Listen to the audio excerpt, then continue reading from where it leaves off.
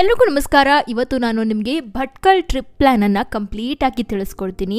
ಈ ವಿಡಿಯೋದಲ್ಲಿ ನಾನು ಏನೆಲ್ಲ ಕವರ್ ಮಾಡ್ತೀನಿ ಅಂದರೆ ಬಜೆಟ್ ರೂಮ್ಗಳ ಬಗ್ಗೆ ತಿಳಿಸ್ಕೊಡ್ತೀನಿ, ಹಾಗೆ ಬೈಕ್ ರೆಂಟಲ್ಸ್ ಎಲ್ಲೆಲ್ಲಿ ಇದ್ದಾವೆ ಅಂತ ತಿಳಿಸ್ಕೊಡ್ತೀನಿ, ಮತ್ತು ಟ್ರೈನ್ ಮತ್ತು ಬಸ್ ಟ್ರಾನ್ಸ್ಪೋರ್ಟೇಷನ್ ಬಗ್ಗೆ ತಿಳಿಸ್ಕೊಡ್ತೀನಿ, ಹಾಗೆ ಇಲ್ಲಿ ಬೆಸ್ಟ್ ರೆಸ್ಟೋರೆಂಟ್ಸ್ ಎಲ್ಲಿವೆ ಅಂತ ಕೂಡ ತಿಳಿಸ್ಕೊಡ್ತೀನಿ.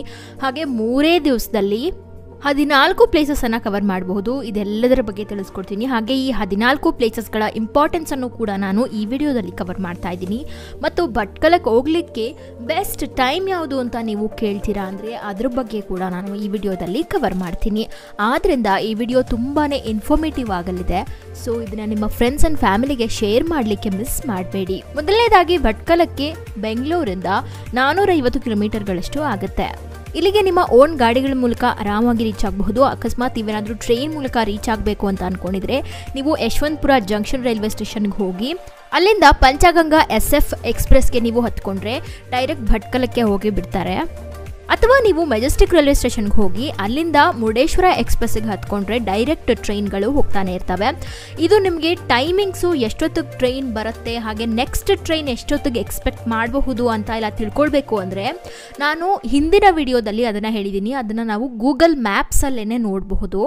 ಹೇಗೆ ಟ್ರೈನ್ಗಳು ಎಷ್ಟೊತ್ತಿಗೆ ಬರ್ತವೆ, ಬಸ್ ಎಷ್ಟೊತ್ತಿಗೆ ಬರ್ತವೆ, ಇದನ್ನೆಲ್ಲ ನಾನು ಗೂಗಲ್ ಮ್ಯಾಪ್ಸಲ್ಲೇ ಚೆಕ್ ಮಾಡ್ಕೊಳ್ಳೋದು ಹೇಗೆ ಅಂತ ನನ್ನ ಹಿಂದಿನ ವಿಡಿಯೋಲಿ ಹೇಳ್ಕೊಟ್ಟಿದ್ದೀನಿ. ಅದನ್ನು ನಾನು ಈ ವಿಡಿಯೋದ ಡಿಸ್ಕ್ರಿಪ್ಷನ್ ಬಾಕ್ಸಲ್ಲಿ ಕೊಟ್ಟಿರ್ತೀನಿ. ಅದನ್ನು ನೋಡಲಿಕ್ಕೆ ಮಿಸ್ ಮಾಡಬೇಡಿ. ಇದರಿಂದ ನಿಮಗೆ ತುಂಬಾ ಹೆಲ್ಪ್ ಆಗುತ್ತೆ. ಯಾಕಂದರೆ ಟೈಮಿಂಗ್ಸ್ ತುಂಬಾ ಇಂಪಾರ್ಟೆಂಟ್ ಆಗುತ್ತೆ. ಟ್ರಾವೆಲ್ ಮಾಡಬೇಕಾದ್ರೆ ನಿಮಗೆ ಬಸ್ ಎಷ್ಟೊತ್ತಿಗೆ ಬರುತ್ತೆ, ಹಾಗೆ ಟ್ರೈನ್ ಎಷ್ಟೊತ್ತಿಗೆ ಬರುತ್ತೆ. ಈಗ 9 ಗಂಟೆಗೆ ಬರೋದಾದರೆ ನೆಕ್ಸ್ಟ್ ಟ್ರೈನ್ ಎಷ್ಟೊತ್ತಿಗೆ ಬರಬಹುದು, ಎಷ್ಟೊತ್ತಿಗೆ ಎಕ್ಸ್ಪೆಕ್ಟ್ ಮಾಡಬಹುದು ನಾವು ಅಂತ ಕೂಡ ಅಲ್ಲೇ ತಿಳಿಸ್ಕೊಟ್ಟಿರ್ತಾರೆ. ಸೊ ಅದನ್ನು ನೀವು ನೋಡಿಕೊಂಡು ಟೈಮಿಂಗ್ಸ್ಗೆ ಅನುಗುಣವಾಗಿ ನೀವು ಟ್ರಾವೆಲ್ ಮಾಡಬಹುದು.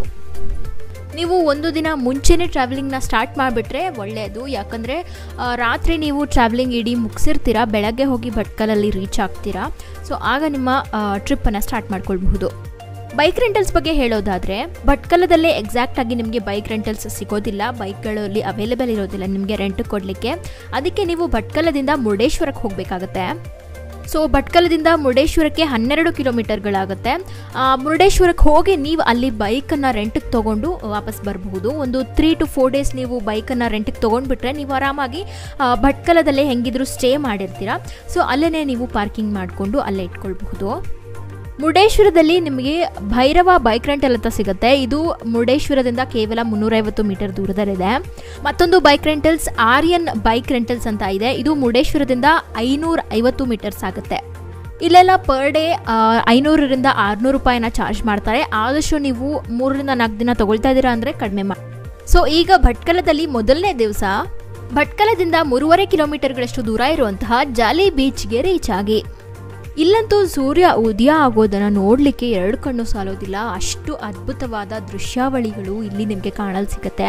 ಸೊ ನೀವಿಲ್ಲಿ ಸನ್ರೈಸ್ ಟೈಮ್ ಅಷ್ಟೊತ್ತಿಗೆ ಹೋಗ್ಬಿಟ್ಟು ರೀಚ್ ಆಗಿಬಿಟ್ರೆ ತುಂಬಾ ಒಳ್ಳೆ ಫೋಟೋಗ್ರಾಫ್ಸ್ ನಿಮ್ದಾಗುತ್ತೆ. ಹಾಗೆ ಅಲ್ಲಿನ ನೇಚರ್ ಕೂಡ ನಿಮಗೆ ಸಾಥ್ ಕೊಡುತ್ತೆ. ಅಷ್ಟು ಅದ್ಭುತವಾದ ಸೀನರಿ ನಿಮಗೆ ಕಾಣಲು ಸಿಗುತ್ತೆ.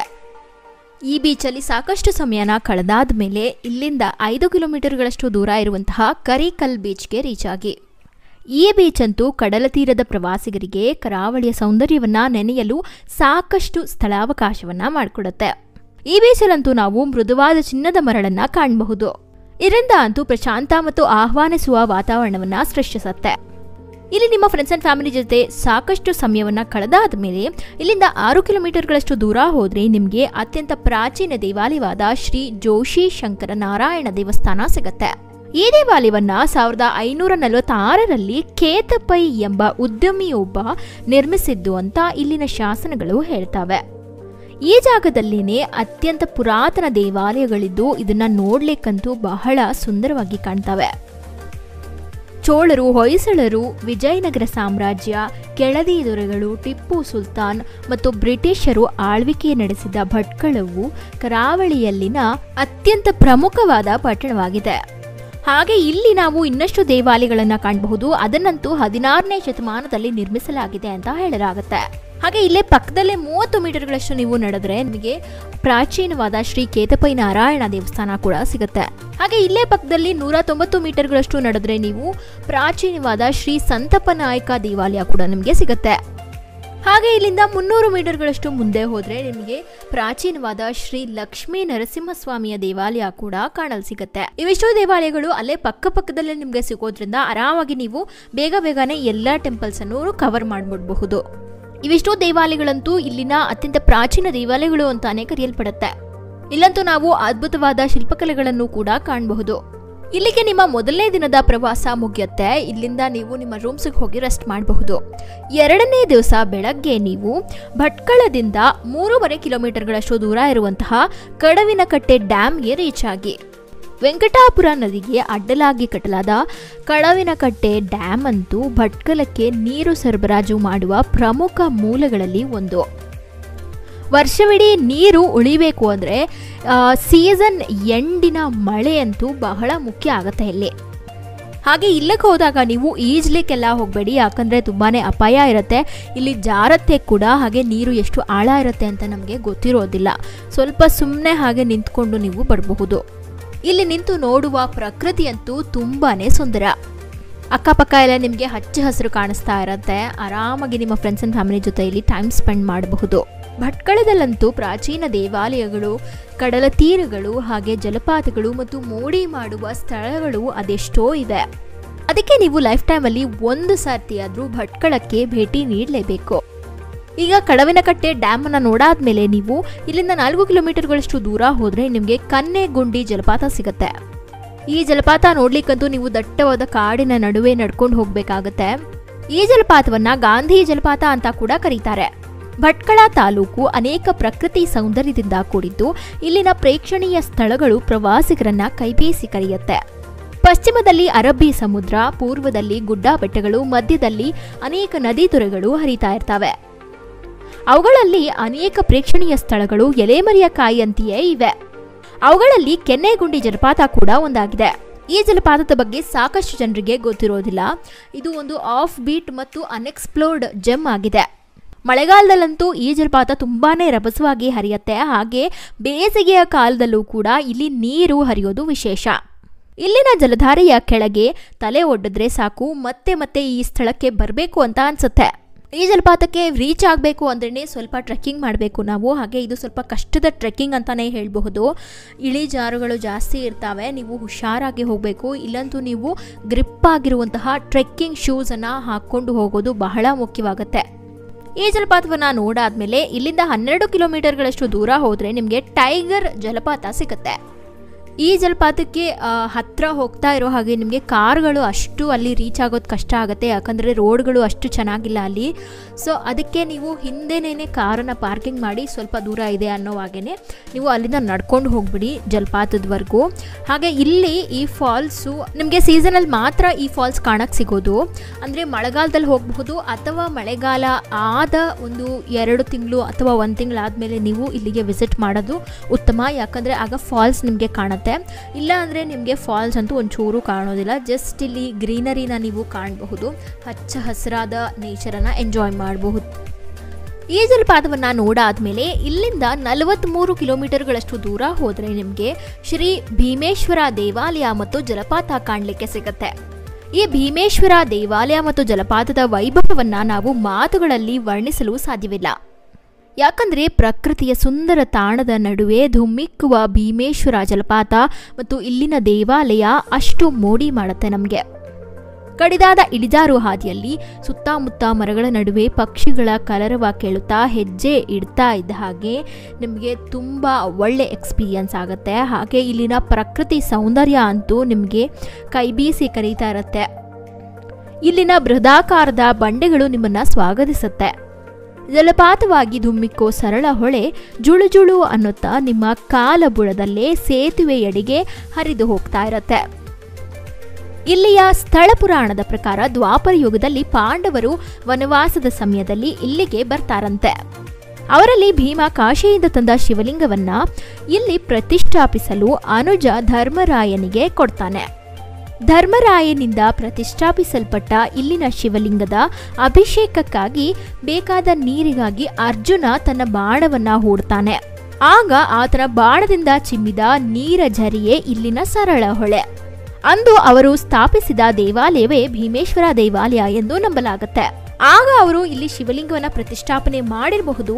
ಆದರೆ ಅದಾದ ನಂತರ ಇಲ್ಲಿನ ಪ್ರಾಂತ್ಯವನ್ನು ಆಳ್ತಾ ಇದ್ದಂತಹ ಪಾಳೆಗಾರರಿಂದಲೋ ಅಥವಾ ಸಮೀಪದಲ್ಲೇ ಸಿಗೋ ಕಾನೂರು ಕೋಟೆಯನ್ನಾಳಿದ ಮೆಣಸಿನ ರಾಣಿಯಿಂದಲೋ ಈ ದೇವಾಲಯ ಜೀರ್ಣೋದ್ಧಾರಗೊಂಡಿದೆ ಅಂತ ಕೂಡ ಹೇಳಲಾಗುತ್ತೆ. ಇದಂತೂ ಒಂದು ಶೂಟಿಂಗ್ ಸ್ಥಳವಾಗಿಯೂ ಕೂಡ ಖ್ಯಾತಗೊಂಡಿದೆ. ಇಲ್ಲಂತೂ ಮುಂಗಾರು ಮಳೆ ಭಾಗ 2ರ ಚಿತ್ರೀಕರಣ ಆಗಿದೆ ಅಂತ ಹೇಳಲಾಗುತ್ತೆ. ಏನೇ ಆದರೂ ಇಲ್ಲಿಗೆ ಬೈಕಲ್ಲಿ ಹೋಗೋದೇ ಒಂದು ಥ್ರಿಲ್. ನೀವು ಯಾವುದೇ ಸಮಯದಲ್ಲಿ ಇಲ್ಲಿಗೆ ಹೋದ್ರೂ ಇಲ್ಲಿನ ಪರಿಸರವನ್ನು ನೀವು ಆಸ್ವಾದಿಸಬಹುದು. ಆದರೆ ತುಂಬ ಒಳ್ಳೆಯ ಸೀಸನ್ ಅಂದರೆ ನಿಮಗೆ ಮಾನ್ಸೂನ್ ಸೀಸನ್, ಮಳೆಗಾಲ ಅಥವಾ ಮಳೆಗಾಲ ಆದ ಒಂದು 2 ತಿಂಗಳು ಅಥವಾ 1 ತಿಂಗಳು ಆದಮೇಲೆ ನೀವು ಇಲ್ಲಿಗೆ ರೀಚ್ ಆಗಬಹುದು. ಇಲ್ಲಂತೂ ಪ್ರಕೃತಿ ಅಷ್ಟು ಸುಂದರವಾಗಿ ನಿಮಗೆ ಕಾಣಲು ಸಿಗುತ್ತೆ. ಇದಾದಮೇಲೆ ನೀವು ಇಲ್ಲಿಂದ 45 ಕಿಲೋಮೀಟರ್ಗಳಷ್ಟು ದೂರ ಹೋದರೆ ನಿಮಗೆ ಬೆಳ್ಳಿಗುಂಡಿ ಜಲಪಾತ ಸಿಗುತ್ತೆ. ಈ ಜಲಪಾತಕ್ಕೆ ನೀವು ಭೇಟಿ ನೀಡಬೇಕು ಅಂತಾನೆ ಏನಿಲ್ಲ. ನಿಮಗೆ ಭೀಮೇಶ್ವರದಲ್ಲೇ ಟೈಮ್ ಆಗೋಗಿದೆ ಅಂತ ಆದರೆ ನೀವು ಇಲ್ಲಿಗೆ ಹೋಗಬೇಡಿ. ಯಾಕಂದರೆ ಇಲ್ಲಿಗೆ ಹೋಗೋಕ್ಕೆ ಸಾಕಷ್ಟು ಸಮಯನೇ ಬೇಕು. ಇಲ್ಲಿಗೆ ಟ್ರೆಕ್ಕಿಂಗ್ ಮಾಡಲಿಕ್ಕೆ ನಿಮಗೆ ಒಂದು 8.5 ಕಿಲೋಮೀಟರ್ಗಳಷ್ಟು ಟ್ರೆಕ್ಕಿಂಗ್ ಮಾಡಬೇಕಾಗತ್ತೆ ನೀವು ಇಲ್ಲಿ ಹೋದಾಗ. ಸೊ ನಿಮಗೆ ಸಮಯ ಕೂಡ ಉಳಿಯೋದಿಲ್ಲ ಆವತ್ತಿನ ದಿನಕ್ಕೆ. ಅಕಸ್ಮಾತ್ ನೀವೇನಾದರೂ ಅಲ್ಲೇ ಸ್ಟೇ ಆಗ್ತೀರಾ ಅಂದರೆ ಅಲ್ಲೇ ಹೋಮ್ ಸ್ಟೇಗಳಿದ್ದಾವೆ. ಅಲ್ಲೂ ಕೂಡ ನೀವು ಸ್ಟೇ ಆಗಿಬಿಟ್ಟು ಇನ್ನೂ ಒಂದಿನ ನಿಮ್ಮ ಟ್ರಿಪ್ಪನ್ನು ಎಕ್ಸ್ಟೆಂಡ್ ಮಾಡ್ಕೊಳ್ತೀರಾ ಅಂದರೆ ನೀವು ಅಲ್ಲೇ ಸ್ಟೇ ಆಗಿ ಆ ಟ್ರೆಕ್ಕಿಂಗನ್ನು ಮುಗಿಸ್ಕೊಂಡು ವಾಪಸ್ ಬರಬಹುದು. ಅಕಸ್ಮಾತ್ ನೀವಿಲ್ಲ ಸ್ಟೇ ಆಗಲ್ಲ ಅಂತ ಆದರೆ ನೀವು ಡೈರೆಕ್ಟಾಗಿ ಭೀಮೇಶ್ವರ ದೇವಾಲಯದಿಂದ ಭಟ್ಕಳಕ್ಕೆ ವಾಪಸ್ ಬಂದ್ಬಿಡಿ ನಿಮ್ಮ ರೂಮ್ಸ್ಗೆ. ಅಲ್ಲಿಗೆ ನಿಮ್ಮ ಸೆಕೆಂಡ್ ಡೇ ಟ್ರಿಪ್ ಕೂಡ ಕಂಪ್ಲೀಟ್ ಆಗುತ್ತೆ. 3ನೇ ದಿವಸ ಬೆಳಗ್ಗೆ ನೀವು ಭಟ್ಕಳದಿಂದ 13 ಕಿಲೋಮೀಟರ್ಗಳಷ್ಟು ದೂರ ಇರುವಂತಹ ಮುರುಡೇಶ್ವರಕ್ಕೆ ರೀಚ್ ಆಗಿ. ಮುರುಡೇಶ್ವರ ಅಂತೂ ಅತ್ಯಂತ ಪ್ರಮುಖವಾದ ಶಿವನ ದೇವಾಲಯಗಳಲ್ಲಿ ಒಂದು. ಹಾಗೆ ಇಲ್ಲಿಗೆ ಹೋದಾಗ ನಿಮಗೆ ಪಾಸಿಟಿವಿಟಿ ಅಂತೂ ಫೀಲ್ ಆಗೋದ್ರಲ್ಲಿ ಡೌಟೇ ಇಲ್ಲ. ಕಡಲ ತೀರದ ಹತ್ರ ಇರುವಂತಹ ಈ ದೇವಾಲಯಕ್ಕೆ ನೀವು ಮೊದಲು ಭೇಟಿ ನೀಡಿ ನಂತರ ಇಲ್ಲಿಂದ ಸ್ವಲ್ಪ ದೂರದಲ್ಲೇ ನಿಮಗೆ ನೇತ್ರಾಣಿ ರೀಫ್ ಅಡ್ವೆಂಚರ್ಸ್ ಅಂತ ಹೇಳಿ ಮುರುಡೇಶ್ವರ ಸ್ಕೂಬಾ ಡೈವಿಂಗ್ ಮಾಡಿಸ್ತಾ ಇರ್ತಾರೆ. ಸೊ ಅಲ್ಲಿಗೆ ಹೋಗಬೇಕು ಅಂದರೆ ನೀವು ಮುಂಚೆನೇ ಬುಕ್ ಮಾಡ್ಕೊಂಡಿರಬೇಕು. ಟ್ರಿಪ್ ಮಾಡೋಕ್ಕೂ ಮುಂಚೆನೇ ನೀವು ಅವರು ಕಾಲ್ ಮಾಡಿ ಬುಕ್ ಮಾಡ್ಕೊಳ್ಳಿ ನಿಮ್ಮ ಟಿಕೆಟ್ಸನ್ನು. ಇಲ್ಲಿ ಪರ್ ಹೆಡ್ 3,000 ರೂಪಾಯಿನ ಚಾರ್ಜ್ ಮಾಡ್ತಾರೆ. ಅಂದರೆ ಆಫರ್ಸ್ ಇರೋ ಸಮಯದಲ್ಲಿ ನೀವು ಕೇಳ್ಕೊಂಡು ಹೋಗ್ಬೋದು. ಆಗ 500 ರೂಪಾಯಿ ಕಡಿಮೆನ ತಗೊಳ್ತಾರೆ. ಆದರೂ ನೀವು ಒಬ್ಬರಿಗೆ 3,000 ಅಂತ ಇಟ್ಕೊಳ್ಬೇಕಾಗತ್ತೆ. ಇಲ್ಲಿ ನಿಮಗೆ 8:30ಗೆ ಸ್ಟಾರ್ಟ್ ಆದರೆ ಮಧ್ಯಾಹ್ನ 3 ಗಂಟೆವರೆಗೂ ಇಲ್ಲಿ ಸ್ಕೂಬಾ ಡೈವಿಂಗನ್ನು ಮಾಡ್ತಾ ಇರ್ತಾರೆ. 30ರಿಂದ 40 ನಿಮಿಷಗಳ ಕಾಲ ಸ್ಕೂಬಾ ಡೈವಿಂಗ್ ಮಾಡ್ಬೋದು ನೀವಿಲ್ಲಿ. ಇದಂತೂ ಒಂದು ಒಳ್ಳೆ ಎಕ್ಸ್ಪೀರಿಯನ್ಸ್ ಅಂತ ಹೇಳಬಹುದು. ನೀವು ಅಂಡರ್ ವಾಟರ್ ವರ್ಲ್ಡನ್ನು ಎಂಜಾಯ್ ಮಾಡಬೇಕು ಅಂದರೆ ಈ ಸ್ಥಳ ತುಂಬಾ ಸೂಕ್ತ ಅಂತ ಹೇಳಬಹುದು. ಹಾಗೆ ನಿಮಗೆ ಸ್ಕೂಬಾ ಡೈವಿಂಗ್ ಅಂದರೆ ಹೆದರಿಕೆ ಅಂತ ಏನಾದರೂ ಇದ್ದರೆ ಅದನ್ನೆಲ್ಲ ಬಿಟ್ಬಿಡಿ. ಯಾಕಂದರೆ ಇಲ್ಲಿಗೆ ಹೋದಾಗ ಅಲ್ಲಿನ ಟ್ರೈನರ್ಸ್ ನಿಮ್ಮನ್ನು ಟ್ರೈನ್ ಮಾಡ್ತಾರೆ. ಅದಾದಮೇಲೆ ಅವರು ನಿಮ್ಮನ್ನು ನೀರಿಗೆ ಬಿಡೋದು. ಇಲ್ಲಂತೂ ನೀವು ಕಡಲಿನ ಆಳದಲ್ಲಿ ಹೋಗ್ತೀರಾ. ಹಾಗೆ ಅಲ್ಲಿ ಅಚ್ಚರಿಗಳನ್ನು ಕಣ್ತುಂಬಿಸ್ಕೊಳ್ಬಹುದು. ಇಲ್ಲಂತೂ ನೀವು ಅಪರೂಪದ ಬಣ್ಣ ಬಣ್ಣದ ಮೀನುಗಳನ್ನು ನೋಡಿ ಖುಷಿ ಪಡಬಹುದು. ಸ್ಕೂಬಾ ಡೈವಿಂಗ್ ಮಾಡಿಬಿಟ್ರೆ ಅಂತೂ ನೀವು ಮತ್ತೆ ಮತ್ತೆ ಹೋಗಬೇಕು ಅಂತ ಅನಿಸುತ್ತೆ. ಯಾಕಂದರೆ ಇಲ್ಲಿನ ಜಾಗ ಅಷ್ಟು ಅದ್ಭುತವಾಗಿ ಕಂಡುಬರುತ್ತೆ ನಿಮಗೆ. ಇಲ್ಲಿ ನಿಮಗೆ ಮುರುಡೇಶ್ವರದಿಂದ ನೇತ್ರಾಣಿ ಐಲ್ಯಾಂಡ್ ಕರ್ಕೊಂಡು ಹೋಗಿ ಅಲ್ಲಿ ನಿಮಗೆ ಸ್ಕೂಬಾ ಡೈವಿಂಗನ್ನು ಮಾಡಿಸೋದು. ಮುರುಡೇಶ್ವರದಿಂದ ನೇತ್ರಾಣಿ ಐಲ್ಯಾಂಡ್ಗೆ ಹೋಗಲಿಕ್ಕೆ ನಿಮಗೆ 1.5ರಿಂದ 2 ಅವರ್ಸ್ ಆಗುತ್ತೆ. ಸೊ ಆ ಒಂದು ಜರ್ನಿಲಿ ಅವ್ರು ನಿಮಗೆ ಟ್ರೈನಿಂಗನ್ನು ಕೊಡ್ತಾರೆ. ಹಾಗೆ ಅಲ್ಲಿನ ಪ್ರಕೃತಿ ಸೌಂದರ್ಯವನ್ನು ನೀವು ಆನಂದಿಸಬಹುದು. ಇಲ್ಲಿ ಸ್ಕೂಬಾ ಡೈವಿಂಗ್ ಮುಗಿಸಾದ್ಮೇಲೆ ಇಲ್ಲಿಂದ 47 ಕಿಲೋಮೀಟರ್ಗಳಷ್ಟು ದೂರ ಹೋದರೆ ನಿಮಗೆ ಗುಲ್ನಾದಿ ವಾಟರ್ ಫಾಲ್ಸ್ ಸಿಗತ್ತೆ. ಇದನ್ನಂತೂ ಅತ್ಯಂತ ಸುಂದರವಾದ ಜಲಪಾತ ಅಂತಾನೆ ಕರೀಬಹುದು. ಈ ಜಲಪಾತದ ಬಗ್ಗೆ ಸಾಕಷ್ಟು ಜನರಿಗೆ ಅರಿವಿರೋದಿಲ್ಲ. ಇದನ್ನ ಒಂದು ಗುಪ್ತರತ್ನ ಅಂತಾನೆ ಕರೀಬಹುದು. ಈ ಜಲಪಾತಕ್ಕೆ ಹೋಗೋ ದಾರಿ ಅಷ್ಟೇನು ಚೆನ್ನಾಗಿಲ್ಲ. ಆದರೆ ನಿಮ್ಮ ಕಾರ್ಗೆ ಗ್ರೌಂಡ್ ಕ್ಲಿಯರೆನ್ಸ್ ಇದ್ದರೆ ಮಾತ್ರ ನೀವು ಇಲ್ಲಿಗೆ ಹೋಗಬಹುದು. ಯಾಕಂದರೆ ಇಲ್ಲಿ ಸಾಕಷ್ಟು ಕಲ್ಲು ಮಣ್ಣು ಎಲ್ಲ ಇರ್ತವೆ. ಸೊ ನಿಮ್ಮ ಕಾರ್ಗೆ ಗ್ರೌಂಡ್ ಕ್ಲಿಯರೆನ್ಸ್ ಜಾಸ್ತಿ ಇದ್ದಲ್ಲಿ ನೀವು ಇಲ್ಲಿಗೆ ಹೋಗಬಹುದು. ಅಥವಾ ನೀವು ತುಂಬ ಹಿಂದೆನೇ ಕಾರನ್ನು ಪಾರ್ಕಿಂಗ್ ಮಾಡಿ ನಡ್ಕೊಂಡು ಹೋಗಬೇಕಾಗತ್ತೆ. ಅಥವಾ ನೀವು 2 ವೀಲರ್ಸನ್ನು ತೊಗೊಂಡಿದ್ದೀರಾ ಅಂದರೆ ಆಬ್ವಿಯಸ್ಲಿ ನೀವು ಆರಾಮಾಗಿ ರೀಚ್ ಆಗಬಹುದು. ಇಲ್ಲಿ ಹೋಗ್ತಾ ಹೋಗ್ತಾ ನಿಮಗೆ ಒಂದು ಪ್ರೈವೇಟ್ ಪ್ರಾಪರ್ಟಿ ಕೂಡ ಸಿಗುತ್ತೆ. ಅದರ ಆಚೆಗೆ ನೀವು ಇನ್ನೂ ನಡ್ಕೊಂಡು ಹೋಗಬೇಕಾಗತ್ತೆ. ಆವಾಗಲೇ ನಿಮಗೆ ಜಲಪಾತದ ಶಬ್ದ ಕೇಳಿಸ್ತಾ ಇರುತ್ತೆ. ಅಲ್ಲಲ್ಲಿ ನಿಮಗೆ ಕಿರಿದಾದ ಜರಿಗಳು ಕೂಡ ಕಾಣಿಸ್ತಾ ಇರ್ತವೆ. ನಿಮ್ಮ ಕಾರ್ಗೆ ಗ್ರೌಂಡ್ ಕ್ಲಿಯರೆನ್ಸ್ ಇದ್ದು ನಿಮಗೆ ಓಡಿಸ್ಲಿಕ್ಕೆ ಆಗುತ್ತೆ ಅಂದರೆ ನೀವು ಜಲಪಾತದ ಹತ್ತಿರ 1 ಕಿಲೋಮೀಟರ್ ಹಿಂದೆನೇ ಕಾರನ್ನು ಪಾರ್ಕ್ ಮಾಡಬಹುದು. ಅಥವಾ ನೀವು 2 ವೀಲರ್ಸಲ್ಲಿ ಹೋಗ್ತಾ ಇದ್ದೀರಾ ಅಂದರೆ ಜಲಪಾತದವರೆಗೂ ಹೋಗಬಹುದು. ಅಲ್ಲಿಂದ 1 ಕಿಲೋಮೀಟರ್ ಅಷ್ಟೇ ನೀವು ಟ್ರೆಕ್ಕಿಂಗ್ ಮಾಡಬೇಕಾಗತ್ತೆ. ಅಥವಾ ನೀವು 2 ಆಗ್ತಾ ಇಲ್ಲ ಅಂತ ಆದರೆ ನೀವು ತುಂಬ ಹಿಂದೆ ಅಂದರೆ ಒಂದು 2 ಕಿಲೋಮೀಟರ್ ಹಿಂದೆನೇ ನೀವು ಪಾರ್ಕಿಂಗನ್ನು ಮಾಡಬೇಕಾಗತ್ತೆ. ಅಲ್ಲಿಂದ ನೀವು 2.5 ಕಿಲೋಮೀಟರ್ಗಳಷ್ಟು ನಡಿಬೇಕಾಗತ್ತೆ ಜಲಪಾತದವರೆಗೂ. ಅಕಸ್ಮಾತ್ ನೀವು 1 ಕಿಲೋಮೀಟರ್ ಹಿಂದೆ ನಿಲ್ಲಿಸ್ತೀರಾ ಅಂದರೆ ಆರಾಮಾಗಿ 1 ಕಿಲೋಮೀಟರ್ ಹೋಗೋಕ್ಕೆ 1 ಕಿಲೋಮೀಟರ್ ಬರೋಕ್ಕೆ ನಿಮಗೆ ಸರಿ ಹೋಗುತ್ತೆ. ಹಾಗೆ ನಿಮಗೆ ಇಲ್ಲಿ ಡೈರೆಕ್ಷನ್ಸ್ ಎಲ್ಲ ಮಿಸ್ ಆಗುತ್ತೆ ಅಂದರೆ ಅಲ್ಲಲ್ಲೇ ಅಲ್ಲಿನ ಲೋಕಲ್ಸನ್ನು ಕೇಳ್ಕೊಂಡು ಹೋಗಬಹುದು, ಅಥವಾ ನೀವು ಆಫ್ಲೈನಲ್ಲಿ ಗೂಗಲ್ ಮ್ಯಾಪ್ಸನ್ನು ಸೇವ್ ಮಾಡಿಕೊಂಡು ಹೋಗಿ. ಆಗ ನಿಮಗೆ ರೂಟ್ ಮಿಸ್ ಆಗೋ ಚಾನ್ಸಸ್ ತಪ್ಪುತ್ತೆ. ಈ ಜಲಪಾತನ ನೋಡಾದ್ಮೇಲೆ ಇಲ್ಲಿಂದ 4 ಕಿಲೋಮೀಟರ್ಗಳಷ್ಟು ದೂರ ಹೋದರೆ ನಿಮಗೆ ಮಂಗನಕಲ್ಲು ಜಲಪಾತ ಸಿಗುತ್ತೆ. ಇದಂತೂ ಸಾಕಷ್ಟು ಜನರಿಗೆ ಗೊತ್ತಿರೋದಿಲ್ಲ ಈ ಜಲಪಾತ ಇಲ್ಲಿದೆ ಅಂತ. ಇದಂತೂ ಒಂದು ಗುಪ್ತರತ್ನ ಅಂತಾನೆ ಹೇಳಬಹುದು. ಇದಂತೂ ಕಾಡಿನ ಒಳಗಡೆ ಹಿಡನ್ ಆಗಿದೆ. ಇಲ್ಲಿಗೆ ಹೋಗ್ಲಿಕ್ಕೆ ನೀವು 1.5 2 ಕಿಲೋಮೀಟರ್ ಅಷ್ಟು ಟ್ರೆಕ್ಕಿಂಗ್ ಮಾಡಬೇಕಾಗತ್ತೆ ಜಲಪಾತನ ರೀಚ್ ಆಗಲಿಕ್ಕೆ. ಅಲ್ಲಲ್ಲಿ ನಿಮಗೆ ಸಣ್ಣ ತೊರೆಗಳು ಜರಿಗಳು ಕಾಣ್ತಾ ಇರ್ತವೆ. ಆದಷ್ಟು ನೀವು ಆಫ್ಲೈನ್ ಮ್ಯಾಪ್ಸನ್ನು ಡೌನ್ಲೋಡ್ ಮಾಡ್ಕೊಂಡು ಹೋಗಿ, ನಿಮಗೆ ಆವಾಗ ರೂಟ್ಗಳು ಮಿಸ್ ಆಗೋದಿಲ್ಲ. ಮತ್ತು ನೀವು ಅಲ್ಲೇನೇ ಲೋಕಲ್ಸ್ ಯಾರಾದರೂ ಇದ್ದರೆ ಅವರನ್ನು ಕೂಡ ಒಟ್ಟಿಗೆ ಕರ್ಕೊಂಡು ಹೋಗಬಹುದು, ಅವ್ರಿಗೆ ರೂಟ್ಸ್ ಗೊತ್ತಿದ್ರೆ. ಇದು ಕೂಡ ಒಂದು ಅದ್ಭುತ ಜಲಪಾತ ಅಂತಾನೆ ಹೇಳಬಹುದು. ಇದರ ಹತ್ರ ಹೋಗ್ತಾ ಇದ್ದ ಹಾಗೆ ನಿಮಗೆ ಒಂದು 3D ಎಫೆಕ್ಟ್ ಅಲ್ಲಿ ವಾಟರ್ ಫಾಲ್ಸ್ ಕಾಣಿಸ್ತಾ ಇರುತ್ತೆ. ಅಷ್ಟು ಸುಂದರವಾದ ಜಲಪಾತ ಅಂತಾನೆ ಹೇಳಬಹುದು ಇದನ್ನ. ಇಲ್ಲಿಗೆ ನಿಮ್ಮ 3 ದಿವಸಗಳ ಪ್ರವಾಸ ಮುಗಿಯುತ್ತೆ. 3 ಡೇಸ್ ಅಲ್ಲಿ ನೀವು ಇಷ್ಟು ಜಾಗಗಳನ್ನ ಕವರ್ ಮಾಡಿರ್ತೀರಾ. ಈ ಹಿಂದೆ ನಿಮಗೆ ಭಟ್ಕಳಕ್ಕೆ ಹೋದಾಗ ರೂಮ್ಸ್ ಎಲ್ಲಿ ಸ್ಟೇ ಆಗಬಹುದು ಅಂತ ಹೇಳ್ತೀನಿ ಅಂತ ಹೇಳಿದ್ದೆ. ಭಟ್ಕಳದಿಂದ 1.5 ಕಿಲೋಮೀಟರ್ಗಳಷ್ಟು ದೂರ ಇರುವಂತಹ ಛಾಯಾ ರೆಸಿಡೆನ್ಸಿಗೆ ನೀವು ರೀಚ್ ಆಗಬಹುದು. ಇಲ್ಲಿ ದಿವಸಕ್ಕೆ 1000 ರೂಪಾಯಿಂದ 1200ವರೆಗೂ ಚಾರ್ಜ್ ಮಾಡ್ತಾರೆ. ಮತ್ತೊಂದು ರೂಮ್ ಭಟ್ಕಳದಿಂದ 1.5 ಕಿಲೋಮೀಟರ್ಗಳಷ್ಟು ದೂರ ಇದೆ. ಇದರ ಹೆಸರು ಹೋಟೆಲ್ ಕೋಲಾ ಪ್ಯಾರಡೈಸ್ ಅಂತ. ಇಲ್ಲಿ ದಿವಸಕ್ಕೆ 1500ರಿಂದ 1800ರವರೆಗೂ ಚಾರ್ಜ್ ಮಾಡಬಹುದು. ಹಾಗೆ ಮತ್ತೊಂದು ರೂಮ್ ಅಂದರೆ ಭಟ್ಕಳದಿಂದ 1.5 ಕಿಲೋಮೀಟರ್ಗಳಷ್ಟು ದೂರ ಇದೆ. ಇದರ ಹೆಸರು ನಿಲಾವರ್ ಪ್ಯಾಲೇಸ್ ಲಾಡ್ಜ್ ಅಂತ. ಇಲ್ಲೂ ಕೂಡ ದಿವಸಕ್ಕೆ 1000 ರೂಪಾಯಿಂದ 1500 ರೂಪಾಯಿವರೆಗೂ ಚಾರ್ಜ್ ಮಾಡಬಹುದು. ಹಾಗೆ ನೀವು ಇಲ್ಲಿ ಬುಕ್ ಮಾಡ್ಕೊಳ್ಳೋಕ್ಕೂ ಮುಂಚೆ ರೂಮ್ಗಳಿಗೆ ಡೈರೆಕ್ಟ್ ಆಗಿ ಕಾಲ್ ಮಾಡಿ ಕೇಳೋದು ಬಹಳ ಮುಖ್ಯ ಆಗುತ್ತೆ. ಯಾಕಂದರೆ ಕೆಲವೊಂದು ಸರ್ತಿ ಅವ್ರು ಹೇಳೋ ರೇಟೇ ಬೇರೆ ಇರುತ್ತೆ. ಹಾಗೆ ಇಲ್ಲಿ ಆನ್ಲೈನ್ ವೆಬ್ಸೈಟ್ಗಳಲ್ಲಿ ತೋರಿಸುವಂತಹ ಪ್ರೈಸೇನೇ ಜಾಸ್ತಿ ಇರುತ್ತೆ. ಸೊ ನೀವು ಡೈರೆಕ್ಟ್ ಆಗಿ ರೂಮ್ಗಳಿಗೆ ಕಾಲ್ ಮಾಡಿಬಿಟ್ಟು ಕೇಳಿ ಪ್ರೈಸನ್ನು ಕೇಳಿಕೊಂಡು ನಂತರ ಪ್ಲ್ಯಾನ್ ಮಾಡಿ ಬುಕ್ ಮಾಡೋದು ತುಂಬಾ ಸೂಕ್ತ ಅನಿಸುತ್ತೆ. ಹಾಗೆ ನೀವು 2 ರಿಂದ 3 ತಿಂಗಳು ಮುಂಚೆನೇ ಬುಕ್ ಮಾಡ್ಕೊಂಡ್ಬಿಟ್ರೆ ನಿಮಗೆ ಪ್ರೈಸ್ ತುಂಬಾ ಕಡಿಮೆ ಅನಿಸುತ್ತೆ. ಹಾಗೆ ಭಟ್ಕಳದಲ್ಲಿ ನೀವು ಊಟ ತಿಂಡಿ ಮಾಡ್ಕೊಳ್ಳಿಕ್ಕೆ ರೆಸ್ಟೋರೆಂಟ್ಸ್ ಅಂದರೆ ಭಟ್ಕಳದಿಂದ 2.5 ಕಿಲೋಮೀಟರ್ಗಳಷ್ಟು ದೂರ ಇರುವಂತಹ ನ್ಯೂ ಸಮ್ಮರ್ ರೆಸ್ಟೋರೆಂಟ್ಗೆ ನೀವು ರೀಚ್ ಆಗಬಹುದು. ಹಾಗೆ ಭಟ್ಕಳದಿಂದ 1.5 ಕಿಲೋಮೀಟರ್ ದೂರ ಇರುವಂತಹ ರಾಯಲ್ ಆತಿಥ್ಯಗೆ ನೀವು ರೀಚ್ ಆಗಬಹುದು. ಕೊನೆಯದು ಭಟ್ಕಳದಿಂದ 7.5 ಕಿಲೋಮೀಟರ್ ಅಷ್ಟು ದೂರ ಇದೆ. ಇದರ ಹೆಸರು ಮಂಜುಶ್ರೀ ಪ್ಯೂರ್ ವೆಜ್ ರೆಸ್ಟೋರೆಂಟ್ ಅಂತ. ಭಟ್ಕಳಕ್ಕೆ ಹೋಗಲಿಕ್ಕೆ ಬೆಸ್ಟ್ ಟೈಮ್ ಯಾವುದಪ್ಪ ಅಂತ ನೀವು ಕೇಳೋದಾದರೆ ಸೆಪ್ಟೆಂಬರಿಂದ ಜನವರಿ ಒಳಗಡೆ ನೀವು ಇಲ್ಲಿಗೆ ಹೋಗಬಹುದು. ಆಗ ನಿಮಗೆ ಒಳ್ಳೆ ಸೀಸನ್ ಅಂತ ಹೇಳ್ಬೋದು. ನಿಮಗೆ ಜಲಪಾತಗಳು ಕೂಡ ಸಿಗ್ತವೆ. ಇಲ್ಲಿ ಹಚ್ಚ ಹಸಿರು ಕೂಡ ಕಾಣಲು ಸಿಗುತ್ತೆ. ಏನೇ ಆದರೂ ಒಂದ್ಸಲ ನೀವು ಕ್ಲೈಮೇಟನ್ನು ಚೆಕ್ ಮಾಡಿಕೊಂಡು ನಂತರ ಹೋಗಿ. ಜಾಸ್ತಿ ಮಳೆ ಬೀಳ್ತಾ ಇದ್ದ ಸಮಯದಲ್ಲಿ ಹೋಗ್ಲಿಕ್ಕೆ ಹೋಗಬೇಡಿ. ಯಾಕಂದರೆ ಅಲ್ಲಿ ಟ್ರಾಫಿಕ್ ಜಾಮ್ಗಳು ಕೂಡ ಇರ್ತವೆ ಮತ್ತು ರೋಡ್ಗಳು ಕೂಡ ಸರಿ ಇರೋದಿಲ್ಲ.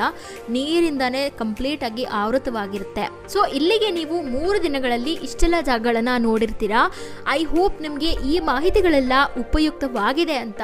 ನಿಮಗೆ ಯೂಸ್ಫುಲ್ ಆಗಿದ್ರೆ ಈ ವಿಡಿಯೋನ ನಿಮ್ಮ ಫ್ರೆಂಡ್ಸ್ ಆ್ಯಂಡ್ ಫ್ಯಾಮಿಲಿಯೊಟ್ಟಿಗೆ ಶೇರ್ ಮಾಡಿಕೊಳ್ಳಿ. ಹಾಗೆ ಭಟ್ಕಳಕ್ಕೆ ಯಾರು ಹೋಗಬೇಕು ಅಂತ ಅಂದ್ಕೊಂಡಿದ್ದೀರಾ ನೀವು ಕೂಡ ಪ್ಲ್ಯಾನ್ ಮಾಡಿ ಆರಾಮಾಗಿ ಹೋಗಿ ಬರಬಹುದು.